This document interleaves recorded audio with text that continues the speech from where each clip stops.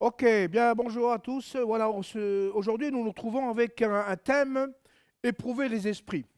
Alors, souvent j'ai déjà eu cette question, on me pose la question, c'est quoi, ça veut dire quoi? Alors justement, on va avoir trois versets de base pour ce petit enseignement. Donc c'est un enseignement qui est assez court, mais qui sera quand même précis. Alors le premier verset, c'est 1 Jean 4.1, je l'ai écrit ici au tableau là. Hein, 1 Jean 4.1, c'est bien-aimés, n'ajoutez pas foi à tout esprit, mais éprouvez les esprits pour savoir s'ils sont de Dieu. Car plusieurs faux prophètes sont venus dans le monde. Donc, on va disséquer un peu ce verset. Donc, c'est le premier cas du premier verset. Jean nous avertit de ne pas être naïf. D'accord? Hein. N'ajoutez pas foi à tout. C'est pas parce qu'on vous dit, oui, oui, même un chrétien, un frère, une soeur vous raconte, oui, oui, oui, oui, vérifiez. Si c'est un truc dans la Bible, vérifiez si c'est vrai. Parce que des fois, il y a beaucoup d'hérésie là-dedans, il faut être prudent. C'est pour ça que Jean nous avertit, n'ajoutez pas foi, ne soyez pas quelqu'un de naïf, il ne faut pas tout gober sans réfléchir. Ça, c'est important. Il nous faut un minimum, mais là, il nous faut un minimum de connaissance de la Bible. Ça, c'était un peu logique. Pour être alerté de ce qui est de Dieu et ce qui n'est pas de Dieu. Ceux qui sont de Dieu et ceux qui ne sont pas de Dieu. Ça, c'est important. Hein. Alors, ici, le mot esprit, regardez ce qu'il dit, hein, si on revient, mais éprouvez les esprits pour savoir s'ils sont de Dieu. Et qu'est-ce qu'il dit après Jean? Hein? Car plusieurs faux prophètes sont venus dans le monde. Là, il parle des hommes. Donc, il parle des prophètes. Si Jean parle de ça, c'est qu'il a eu l'expérience. L'expérience qu'il y a des faux prophètes. Et l'apôtre Paul a fait aussi l'expérience qu'il y a des faux prophètes. Donc, en fait, il attribue le mot esprit à des hommes qui se disent de Dieu, mais ne sont pas. D'accord? Donc, pour moi, quand j'ai ça, je lis ce verset, hein, je dois comprendre, si je travaille avec des frères et sœurs, ou je suis avec des frères et sœurs dans l'église, ou alors même en mission, je dois vérifier si ce sont vraiment des hommes de Dieu ou des femmes de Dieu, des personnes de Dieu. Donc, ça veut dire quoi? Il faudra les tester, tout simplement. Il le dit, éprouver, tester. Teste si ce frère est de Dieu. On va découvrir après comment faire. Ça, c'est important. D'accord? Ça, c'est le premier cas dans ce verset, dans ce verset que nous avons lu. Donc, il dit, en fait, parce qu'il évoque, ici, le mot esprit ne s'adresse pas aux esprits malins, mais aux esprits au cœur humain. Éprouvez les cœurs. Parce que des fois, il y a des cœurs, je dis que la vérité, rien que la vérité, toute la vérité. Puis avec vous, ils sont super bien, etc. Oui. Le cœur, il est dans une personne. Hein, c'est d'une personne. Mais la Bible nous dit, soyez prudents. Ça veut dire ça. Éprouvez. Ah oui, mais c'est un frère qui habite là-bas, lui, il est de Paris ou il est du sud de la France, que sais-je, il est chrétien depuis 30 ans, tout ce qu'il va dire, c'est de la Bible. Vérifiez. C'est Jean qui nous le dit.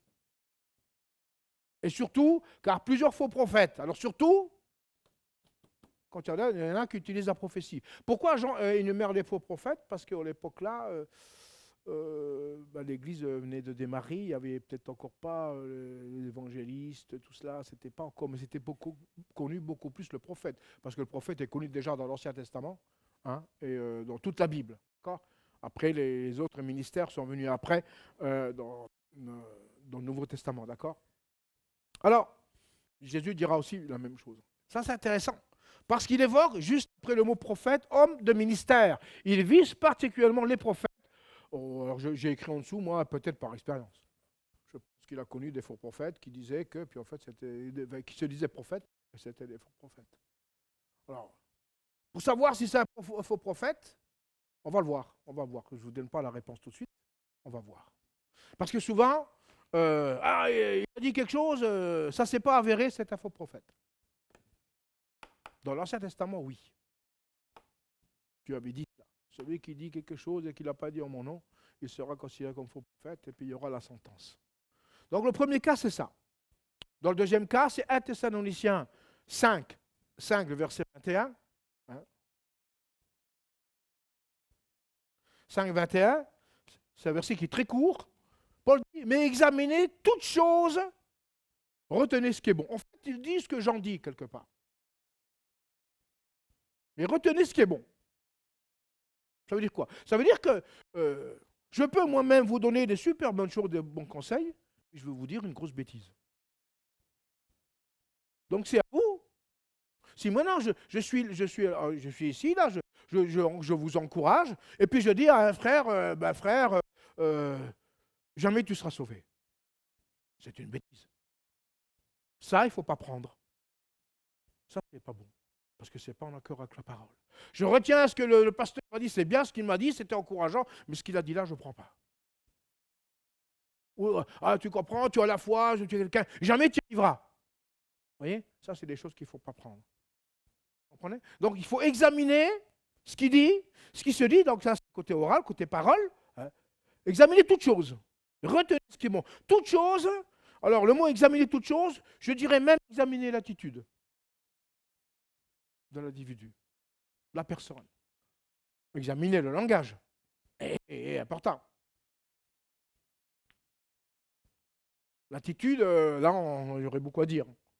Si c'est une personne qui a de l'amour, si c'est une personne qui a de l'affection, si elle a de la compassion, ou si elle dit être enfant de Dieu et puis haïr tout ce qui est autour d'elle, il y a un problème. Quoi. Vous comprenez? Voilà. On va voir ça. Alors, et dans Matthieu 7, 15, alors, ça c'est intéressant, ce que dit Jésus, c'est Jésus qui parle. Hein. Là, il va nous donner quelques clés. Quand même. Donc, dans le deuxième cas, on a dit, examiner toutes choses, c'est-à-dire vérifier, contrôler dans Thessaloniciens, veiller à ce qui se dit, ce qui est dit, et de ne pas prendre ce qui n'est pas bon. C'est ce qu'on disait tout à l'heure dans quelques exemples. Mais comment faire, c'est vrai, des fois, c'est flagrant, mais des fois, c'est peut-être pas flagrant. Le Saint-Esprit sera notre plus grand allié pour cela, par le discernement. Ouais, important ça. Vous savez, des fois, moi, je rencontre même des pasteurs, je suis en mission, je suis quelqu'un de juste. Quel pas, pasteur, moi, je suis quelqu'un de juste, je suis quelqu'un carré, je suis comme ci, comme ça, comme ça. Plus on me dit ça, plus je me méfie. C'est l'expérience. Vous comprenez? Tu n'as pas à parler comme ça. Tu es comme tu es, point barre. Moi, jamais je ne vais pas quelque part dire je suis l'homme de Dieu, machin. Je ne dis rien. Tu me découvres et puis tu vois. Puis tu verras les fruits. C'est là la réponse. On va voir ça. D'accord? Alors, regardez ce qu'il dit Jésus. Gardez-vous des faux prophètes. Alors, lui, il est clair, direct. Verset 15. Ils viennent en vous en vêtements de brebis, mais au-dedans, ce sont des loups ravisseurs. Donc, il est clair. Donc, Jésus parle des prophètes parce qu'il n'y avait pas d'évangélistes à l'époque. À part quand il a envoyé les disciples en mission. Il n'y avait pas de pasteur. C'était lui le pasteur. Souverain pasteur. Quand il n'y avait pas de docteur, c'était lui qui enseignait. Donc lui, il utilise le mot prophète, et puis le prophète a utilisé, comme j'ai dit auparavant, dans toute la Bible. Hein, d'accord? Et regardez ce qu'il dit, dans le verset 15. Vous les reconnaîtrez à leurs fruits. Ah, là, la réponse, elle est là. Jésus n'a pas dit, vous les reconnaîtrez à leur prophétie. Mais nous, c'est ce qu'on veut faire. On peut juger, un prophète, il a dit quelque chose, ah non, ça ne colle pas avec ça, donc c'est un faux prophète. Non, non. On le reconnaît à ses fruits. Ah, mais la question, c'est quoi ces fruits-là? Des bananes, des oranges, que sais-je, des litchis, j'en sais rien. Alors il dit, regardez ce qu'il dit. Alors Jésus donne l'exemple, après derrière ça, il développe, cueille-t-on des raisins sur des épines? Bien sûr que non. Ou des figues sur des chardons? Bien sûr que non.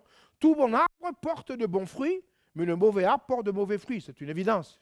C'est une évidence. Un bon arbre ne peut pas porter de mauvais fruits, ni un mauvais arbre porter de bons fruits. Donc si le fruit n'est pas bon, il n'est pas bon. Si l'arbre n'est pas bon, les fruits ne seront pas bons. C'est une évidence.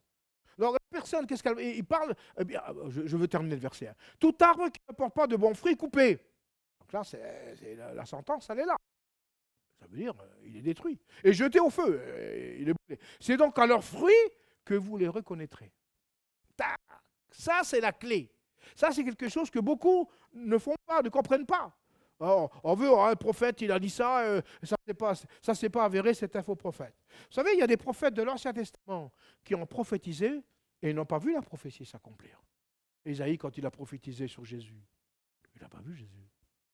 Et il est fort probable que dans son entourage, on l'a traité de faux prophète. Pas écrit, mais il est fort probable. Parce qu'il a souffert, il est mort dans la souffrance, le prophète Isaïe. Il faut savoir. Donc, peut-être, pourtant, il a prophétisé Isaïe 53. Il parle de Jésus, à fond. Du Messie qui va venir, mais il n'a pas vu, lui. Donc, on aurait pu dire, tu es un faux prophète. Parce que tu as dit ça, on n'a pas vu. Et tu es en train de mourir, donc tu es un faux prophète. Comprenez? C'est ça qu'il faut comprendre. Pour ça que Jésus a dit, vous les reconnaîtrez à leurs fruits. Tiens donc. Alors là, la question, quel fruit Jésus veut-il dire? C'est quoi ces fruits-là que Jésus est en train de mentionner? Oui. Alors, de quels fruits Jésus parle-t-il? Bien sûr, ce n'est pas des fruits qui sont dans les arbres. Il prend l'exemple d'un arbre. En fait, l'image est très simple. En fait, un faux prophète, il va se présenter comme vrai prophète. D'accord? C'est une évidence. Il ne va pas dire « je viens et je suis faux prophète », ça ne passe pas. Il va se présenter comme un vrai prophète, mais en fait, si vous êtes avec lui un certain temps, son attitude va démontrer qu'il n'est pas vraiment ce qu'il dit. C'est-à-dire ses fruits. Son langage, la convoitise, peut-être qu'il... Vous savez, le piège de ces gens-là, c'est quoi? C'est l'argent. C'est l'argent. Systématique. Mais il ne va pas vraiment montrer des fruits. Moi, j'ai connu des personnes qui se déclarent prophètes, mais en dehors de l'église, en dehors du culte, ils ne vont pas leur de tout sauf des choses de Dieu. Vous comprenez? Il y a quelque chose qui n'est pas clair. Parce que quand tu es prophète ici, tu es prophète aussi dehors. D'accord? C'est un ministère. Si tu te déclares prophète, pour celui qui se déclare. En tant que pasteur, moi je suis pasteur ici, je suis dans la voiture, je suis toujours pasteur. Je n'ai pas laissé l'habit de pasteur ici, quoi. Et puis je rentre, voilà, je fais n'importe quoi. Non. Quoique, il y en a qui le font, mais aujourd'hui, il y a aussi des faux pasteurs. Il faut être clair. Dans le monde, vous regardez même sur Internet, il y a des gens même qui sont là, où ils veulent dénoncer ces faux pasteurs, parce qu'ils trichent, ils racontent n'importe quoi. Et puis, en fait, on voit les fruits de ces faux pasteurs. C'est la convoitise. C'est l'amour de l'argent. Mais ce n'est pas des fruits à la gloire. On va voir c'est quoi ces fruits. C'est ça qu'il est important de comprendre. Donc, Corinthiens 9, 10. Moi j'ai pris quelques versets là. C'est pour Corinthiens 9, 10 et Colossiens 1, 10. Donc ça c'est le verset de base. Après on a Corinthiens, je dis 9.10. Et Colossiens, je ne m'en rappelle plus. Colossiens 1, 10. Ouais, c'était ça. Regardez ce qu'il est écrit. Ça, c'est Paul qui parle. Et Paul a rencontré des faux apôtres, des faux prophètes, tout ça. Il voulait détruire son ministère. Celui qui fournit de la semence au semeur, du pain pour sa nourriture, vous fournira et vous multipliera la semence, et il augmentera les fruits de votre justice. Tiens donc. Fruits de justice. Donc des choses qui sont justes. Des choses qui sont vraies, claires. Ça, c'est important. Il augmentera. Dieu augmentera. Celui qui fournit la semence au semeur. Donc Dieu, on pourrait dire le Saint-Esprit. J'ai dit Colossiens 1.1, j'ai oublié Colossiens 1.6, pardon. Excusez-moi. D'abord c'est 6. Et après c'est 1.10. D'accord? Regardez ce qui est intéressant. Pour marcher d'une manière... il est au milieu de vous et dans le monde entier, il porte des fruits et il va grandissant, comme c'est aussi le cas parmi vous, depuis le jour où vous avez entendu et connu la grâce de Dieu conformément à la vérité. On devrait lire le verset 1er de Colossiens. Je vais le prendre ici, là. Je l'avais mis de côté, je crois. Colossiens 1 et 6, livre premier. Paul, apôtre de Christ Jésus, par la volonté de Dieu, et le frère Timothée, aux saints et aux fidèles frères en Christ qui sont à Colosse, que la grâce et la paix vous soient données de la part de Dieu notre Père. En fait, il dit, regardez ce qu'il dit, il porte des fruits et il va grandissant. Donc un chrétien ou un ministère, un homme de Dieu, peu importe, il va porter des fruits grandissants. Mais c'est des fruits de justice. C'est quoi les fruits de justice? C'est proclamer, c'est les fruits de paix, c'est les fruits de la joie, c'est les fruits de vérité. Vous comprenez cela? Imaginez, vous avez un faux prophète qui vient là et puis qui vous raconte des mensonges. Ce pas les bons fruits, ça, il y a un problème. Vous comprenez cela? Ça, c'est quelque chose qu'on doit bien comprendre. Éprouver les esprits, c'est de cette manière. C'est alors discuter avec la personne, en fait, la tester, et tester cette personne et voir comment elle va réagir. Vous savez, je l'ai déjà fait même ici, même à des frères et sœurs, même à des gens de l'église. J'aime bien, des fois, je pique un petit peu. Je pique. Mais pourquoi je pique? Parce que je veux voir la réaction. Et si la réaction est violente, c'est qu'il y a encore des problèmes. Je l'ai déjà fait ici. À des frères, des sœurs, bref, je l'ai déjà fait. Et je m'aperçois qu'il y a des personnes, je pique, je reste calme, serein, ils ont même une réponse qui est claire, ça veut dire qu'à l'intérieur, il y a des bons fruits. Mais si tout de suite après, moi je pique, et tout de suite vous répondez, quelqu'un répond avec un désir avec la violence, ou avec l'arrogance, c'est qu'à l'intérieur, il n'y a pas de bons fruits. Vous comprenez? C'est testé. Il faut tester la personne. Ça, c'est important. C'est éprouver. C'est ça, éprouver les esprits. Ça n'a rien à voir avec les démons, parce qu'on s'imagine des fois que c'est les démons, tout cela. Non, non. Pas dans ce contexte-là. Pas dans ce contexte-là. Parce que des fois, j'ai déjà vu même des personnes qui exercent la délivrance, et puis qui disent, je vais éprouver les esprits qu'il y a dans ce corps. Donc ils prennent ce verset-là, pensant que ce sont qui sont attribués aux démons. Non, non. C'est pour ça que juste derrière, les versets de base que nous avons lus, certains prophètes, on parle de prophètes. Pourquoi des démons?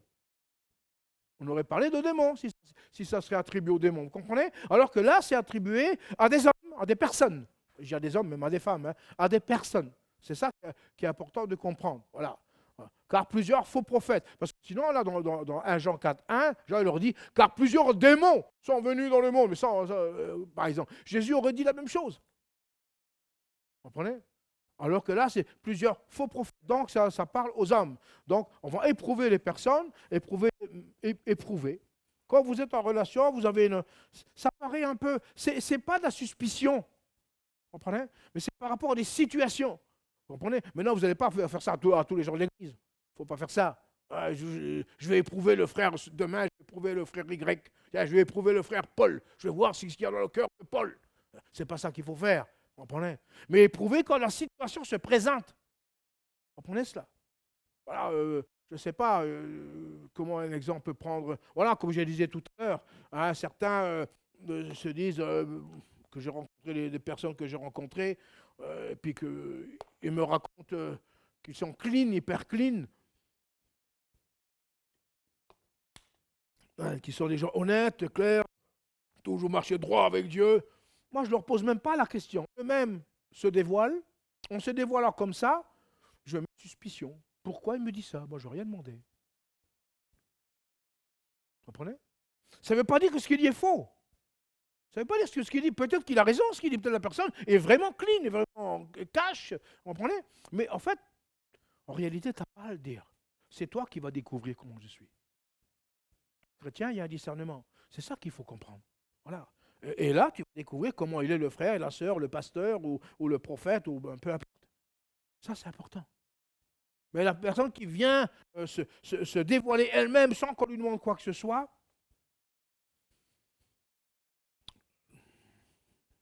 moi je dirais méfiance. Hein. Après, chacun, voilà, méfiance. Mais ça ne veut pas dire qu'elle a tort. Hein. Ça ne veut pas dire qu'elle dit faux. Ben, vous le verrez après. Alors, comment faire pour la tester? Ben, tu verras le fruit qu'elle porte. Si cette personne est toujours en train de maudire les chrétiens, maudire l'Église, c'est des mauvais fruits. Donc, vous voyez que là, il y a un problème. Alors, si cette personne qui est en train de bénir, ben, il y a des bons fruits. Ce frère, cette sœur est béni l'Église, bénit les chrétiens. Les paroles sont douces, les paroles, on sent qu'il y a quelque chose de Dieu. Donc, tu vois qu'il y a des bons fruits dedans. C'est un arbre qui est bon. Donc, celui-là, il ne sera pas coupé. Dans Colossiens 1,10, il dit, pour marcher, en fait, le but, pour marcher d'une manière digne du Seigneur, et lui être entièrement agréable, portant des fruits en toutes sortes de bonnes œuvres. Ah tiens, là on a une clé. Bonne œuvre. Et croissant par la connaissance de Dieu. Des fruits croissants. Donc ça veut dire que le chrétien va progresser. Tu vas voir ce chrétien progresser autour de toi. Tu vas voir lui, il arrivait même à prier. On voit que maintenant, il prie très bien. Bref, on voit qu'il y a du progrès. Donc, il porte des bons fruits. Et des bonnes œuvres, faire des œuvres. Alors, les œuvres, j'ai aussi un enseignement là-dessus, que je n'ai pas tout à fait fini. J'ai juste mis quelques intros dans l'ordinateur. Il y a plusieurs œuvres. Œuvres sociales. Il y a les œuvres de bienfaisance. Il y a œuvres de foi. Les œuvres de foi, les œuvres, hein, d'accord. Donc, vous voyez, il y a plusieurs choses. Ben, un chrétien qui a des bons fruits, ben, il va faire des bonnes œuvres. Alors, quand on parle des bonnes œuvres, ce n'est pas uniquement donner un casse-croûte à celui qui a faim. Ce n'est pas uniquement ça. Parce qu'il y en a, ils ne sont pas chrétiens, ils font même mieux que nous. Ça fait partie. C'est bien de le faire. Hein, aider des personnes qui sont dans le besoin, c'est très bien. Mais là, on parle plutôt des œuvres spirituelles. On verra plutôt les bonnes œuvres spirituelles. Les œuvres sociales, ça fait partie aussi, c'est très bien. Ça, on ne discute pas. D'accord? Mais on va voir que cette personne a de bonnes œuvres. Ben, c'est-à-dire quoi? Elle va prier pour les frères et sœurs, elle va intercéder, elle va prendre du temps dans la prière, elle va s'investir. Et vous allez voir cette personne. Tiens, elle est croissante. Même, elle s'engage dans la parole de Dieu. Avant, elle avait du mal à comprendre. Maintenant, elle commence à prêcher. On voit des jeunes qui prêchent. Je vois aussi certains de chez nous qui prêchent. Je vois qu'il y a du progrès, qu'il y a du travail. Ben, ça, c'est des bons fruits. Ça fait partie des bons fruits. Vous comprenez? Parce qu'il y a l'engagement, il y a l'investissement. D'accord? C'est positif.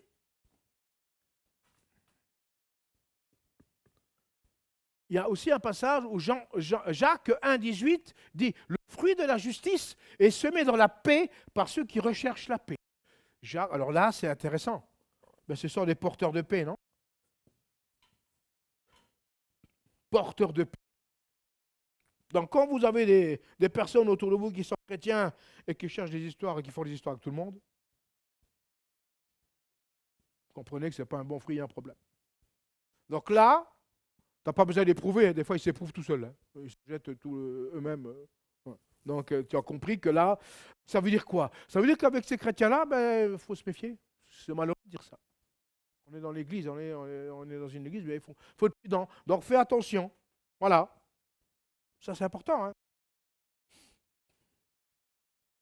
Et dans 2 Jean 1,8, prenez garde à vous-même afin que vous ne perdiez pas le fruit de votre travail, mais que vous receviez une pleine récompense. Donc, dans 2 Jean 1,8, je dois être prudent.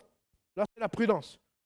Jean, dans les épîtres de Jean, il parle souvent de ça. Qu'est-ce que j'ai dit de Jean?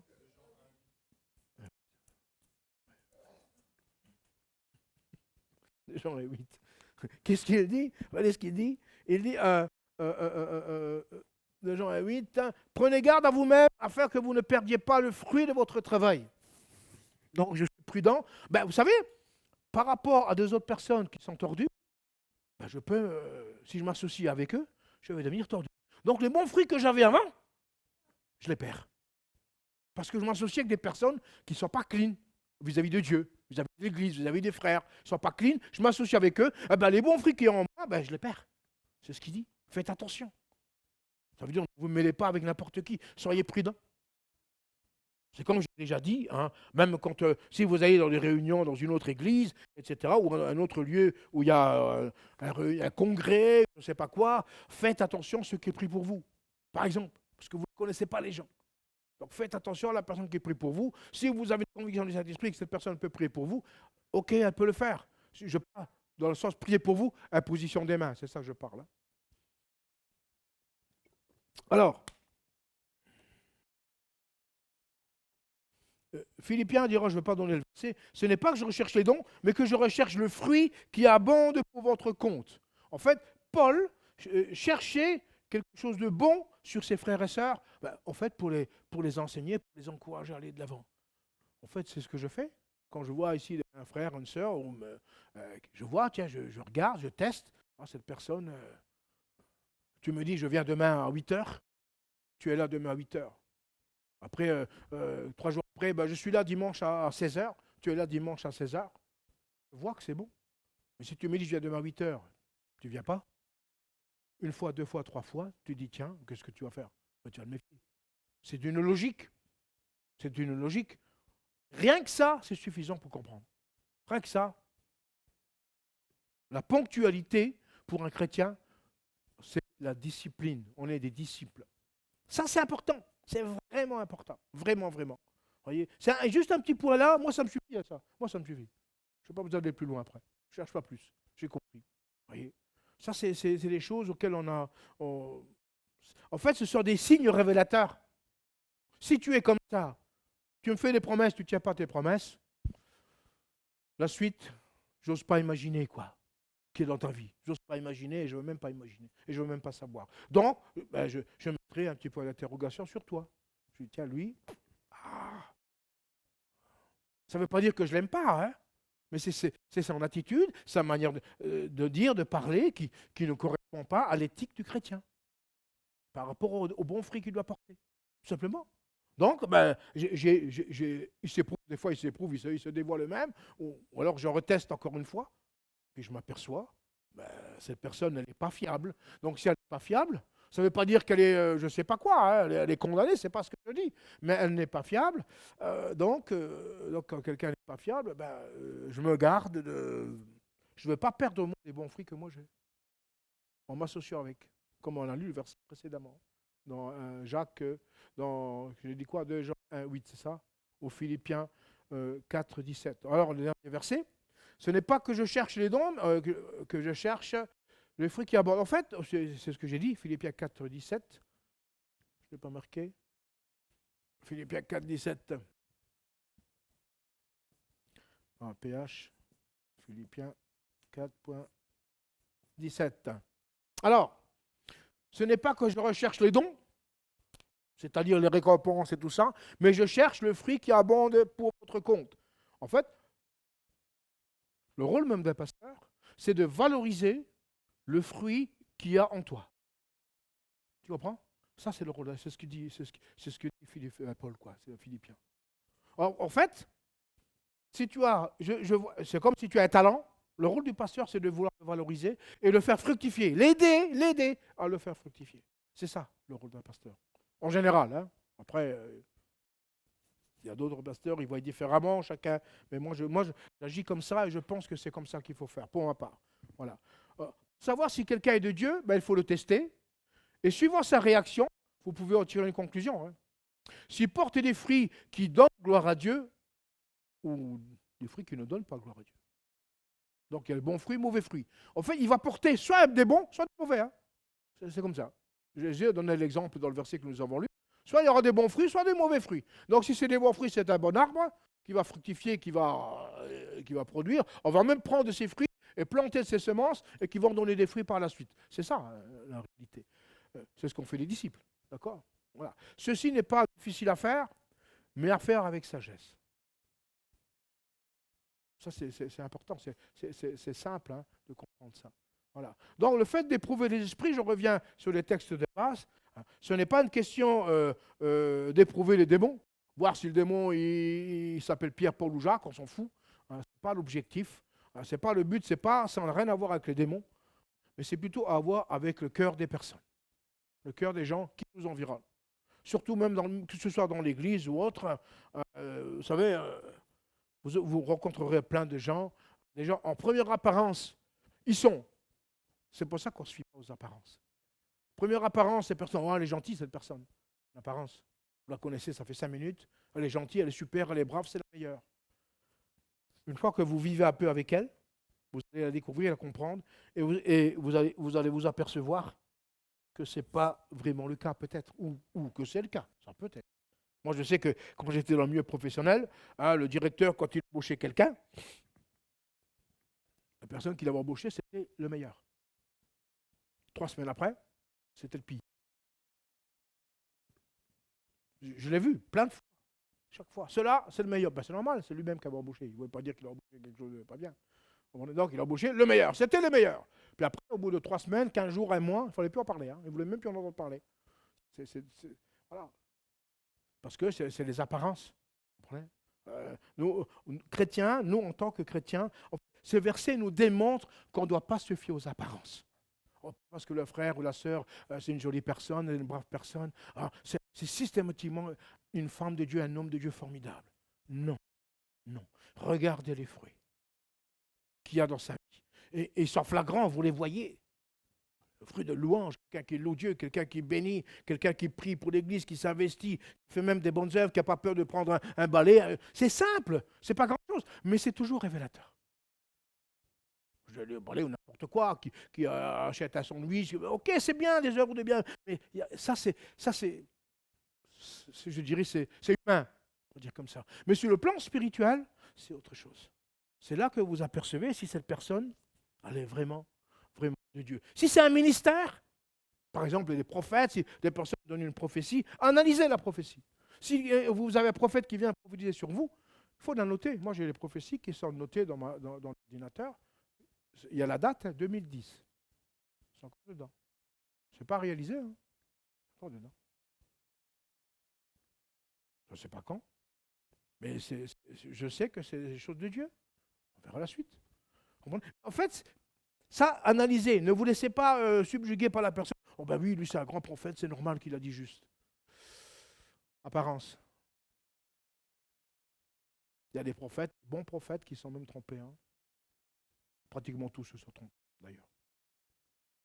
Même dans la Bible, il y a des prophètes qui ont prophétisé, ça ne s'est pas réalisé. Vous prenez le prophète Agabus, dans le Nouveau Testament, dans les Actes. Il parle par rapport à Paul et ça ne s'est pas vraiment réalisé comme il avait dit. Pourtant, c'est reconnu comme un prophète. Ça ne veut pas dire qu'il est condamné, pas du tout, c'est pas ça. Mais c'est important, en fait, c'est préserver ta vie à toi, préserver les fruits que toi tu portes. Parce que si tu vas avec des personnes qui ont des fruits qui ne sont pas bons, tu vas te souiller. Tu vas souiller tes fruits. On l'a dit, fais attention, Jacques nous avertit. Prends garde aux fruits que tu as. Ne les souille pas, ne les mélange pas avec les autres. Vous savez, un panier avec des bons fruits, vous en mettez un au milieu qui n'est pas bon. Qu'est-ce qu'il va faire? En peu de temps, tout va être pourri. C'est ça. Voilà. Donc c'est à nous de faire attention. C'est nous, en fait, ce sont des mises en garde, ces versets sont des mises en garde. Jésus nous met en garde. Gardez-vous des faux prophètes. Rendez-vous compte. Donc pour être un prophète, ou tu es un prophète ou tu ne l'es pas, quoi. Moi j'utilise la prophétie, vous le savez, mais je ne suis pas prophète, je ne me déclare pas prophète. Il y en a certains, après ça c'est leur. Ils sont appelés à ce ministère des prophètes. Le danger de ces prophètes, ils démarrent toujours bien. Puis après, quand ils voient que ça fonctionne, que tout est. Ils cherchent autre chose. Il n'y a là pas du gain. Le diable, il est piège de toute manière. Donc pour ça qu'il faut être prudent. Et il y a l'argent qui va peut-être l'argent. Beaucoup tombent dans cela. Et puis le fait de dire des choses que Dieu ne leur a pas dit. Vous voyez? Parce qu'ils disent, tout ce que je dis, ça se réalise. Donc tout ce que je dis est de Dieu. En fait, ils se prennent pour Dieu. Quelque part. Et là, ils sont piégés. Ils sont gravement piégés. Et le pire, c'est qu'après, pour eux, la difficulté, c'est de revenir en arrière et de dire, je me suis trompé, je veux me repentir. Il y en a beaucoup qui ignorent cela. Et là, c'est dangereux. Donc, c'est pour ça que Jésus, gardez-vous des faux prophètes. Ça veut dire qu'il y a des bons prophètes. Pas non plus. Voilà. Maintenant, dire tout ce qui est prophétique, je ne veux rien savoir. Non. Non. Ça, dans certaines églises, je sais que même dans cette région, certaines églises, on ne veut pas entendre de ça. Non, c'est vraiment la stupidité de la bêtise. Non. Il ne faut pas aller dans ce sens-là. Il ne faut pas aller dans l'extrême. On prenait l'extrême de la folie, ou alors dans le radicalisme, je rejette tout ça. Non. Et on a un discernement, c'est à nous de bien comprendre. C'est pour ça que le discernement est de rigueur et d'utile dans notre vie pour même éprouver, analyser les personnes. Éprouver l'esprit, c'est analyser les personnes. Voilà, simplement, si on revient. OK? Voilà, pour conclusion, elle est là. Éprouver les esprits égale analyser les personnes qui sont autour de nous. Amen. Amen.